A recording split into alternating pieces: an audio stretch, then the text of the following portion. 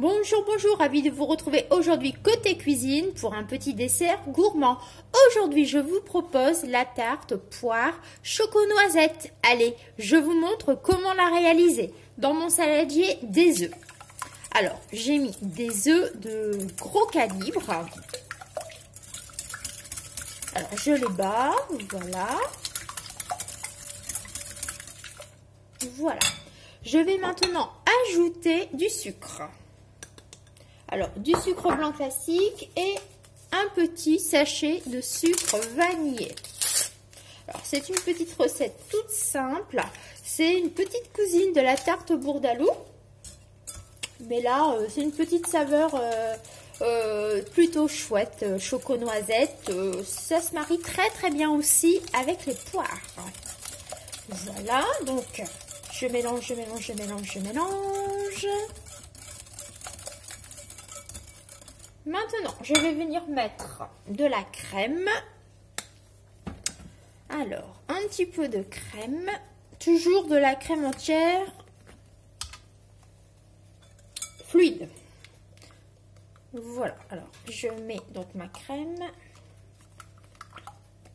Je vais mettre une brique entière. J'en ai sorti une deuxième parce que j'ai un petit doute. Mais normalement, c'est une portion de 20 centilitres. Si j'arrive à tout, voilà, normalement, voilà. Donc, on ajoute la crème. Voilà, ceci ira donc à la poubelle de recyclage.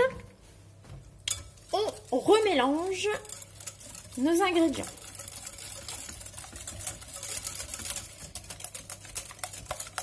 Voilà, voilà.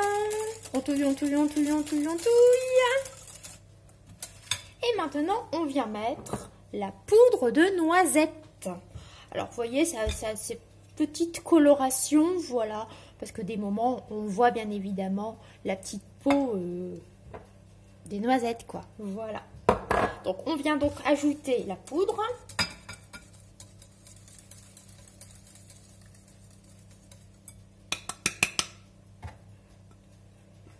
On n'en perd pas. On n'en perd pas, on récupère tout grâce à la maryse. Allez, on touille, on touille, on touille, on touille. On va obtenir ainsi une jolie pâte qui sent bon la noisette.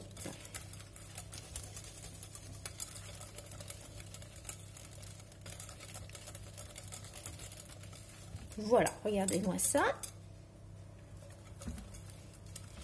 C'est très chouette. Maintenant, je fais de la musique. Non. Alors, maintenant, soit on y incorpore les poires, soit on les pose directement sur le fond de la tarte. Moi, je vais les incorporer et après, je renverserai tout sur ma pâte. Donc, on ajoute les poires. Alors, moi, ce sont des poires au sirop que j'ai coupées grossièrement. C'est-à-dire que moi, j'aime bien avoir vraiment des morceaux de fruits lorsque je fais une tarte aux fruits, quoi. Donc là, c'est des assez gros morceaux. Et pour cette tarte poire choco-noisette, mes poires, je les coupe. Ce n'est pas comme la bourdaloue. La bourdaloue, je les laisse en demi, quoi. Mais là, non. Donc, on va ajouter les poires. Voilà. On ajoute les poires.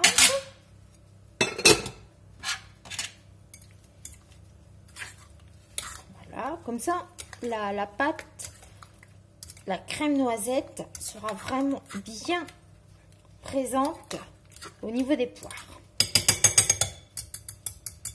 Voilà, maintenant, un petit peu de chocolat, hein, choco-noisette.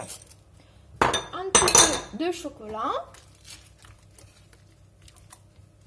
Voilà. Maintenant, on va faire de la place. Je rapatrie une pâte feuilletée. Alors, ça se prête aussi bien, cette préparation se prête aussi bien avec une pâte sablée.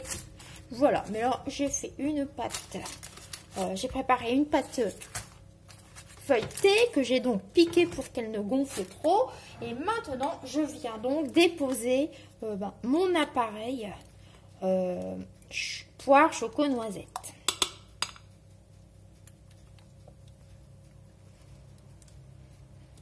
Voilà. Alors, pareil, on n'en perd pas une miette grâce à la Maryse.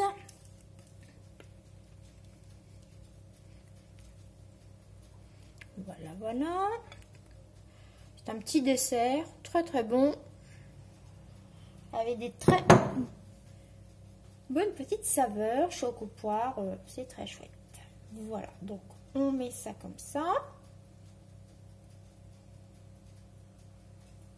Voilà. Et maintenant, on vient rajouter un petit peu de pépites de chocolat.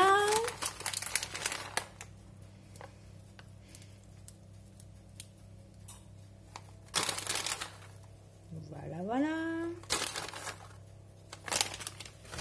Et j'ai fait quelques petites noisettes que j'ai donc laissées entières. Enfin, entières. Elles sont cassées, quoi. Voilà, mais elles ne sont pas réduites en poudre. Et je vais en mettre sur le dessus.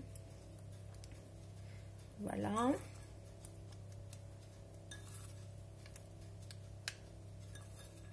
On va tout mettre.